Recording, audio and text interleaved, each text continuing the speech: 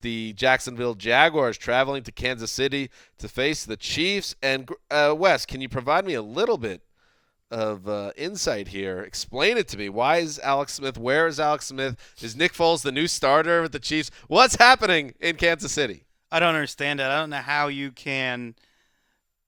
The team comes out and says he doesn't have a concussion, but he does have a head injury, and he's not going to play. I mean, either he's concussed or he's not. They play things safely, and they should be applauded for that. They've done this in the past. Why not just admit he has a concussion? Right. And if you're so worried about safety, hey guys, maybe after he goes through the concussion protocol in the middle of last game, hey, maybe don't have him run the read option a few more times and get his head cracked. Well, that's how he got hurt the second time. Some of this is on Alex Smith's slide earlier. Yeah. He blamed Unless himself. he was already concussed. For one of them. Didn't know what he was doing. Why is he out on the practice field this week, too? The whole thing is weird. This is a battle of two franchises that were rebuilt in 2013. One of them is going north, and the other one continues to go south. And I think you can also call it the quarterback coaching bowl. Blake Bortles, his mechanics are a mess for 2 out of 3 years he's been in Jacksonville. They can't fix that.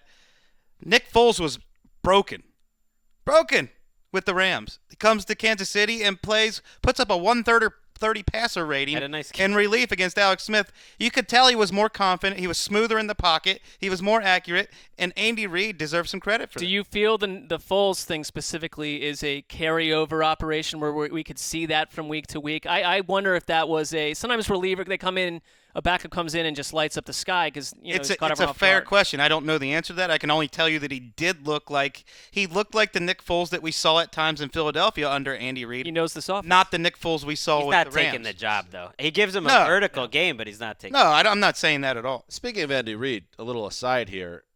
The Chiefs have won 15 of 17, dating back to last year. They won a playoff game last year. Is he the most underrated coach of his generation? Yes. That's a good question, and I think he's certainly a candidate. Another way to look at it is any team in the league that won 15 out of 17 would somehow have some buzz around it. The Chiefs continue to be seen as this also-ran. Not in this barely studio. alive. Well, we've been talking about them a lot. We all picked them to win maybe the division. we have, I'm saying this year. in general, they're ignored. They're just ignored. ignored. Is that more of an Alex Smith thing or more of an Andy Reid thing? I think it is because I think Alex Smith, and this is not unfair.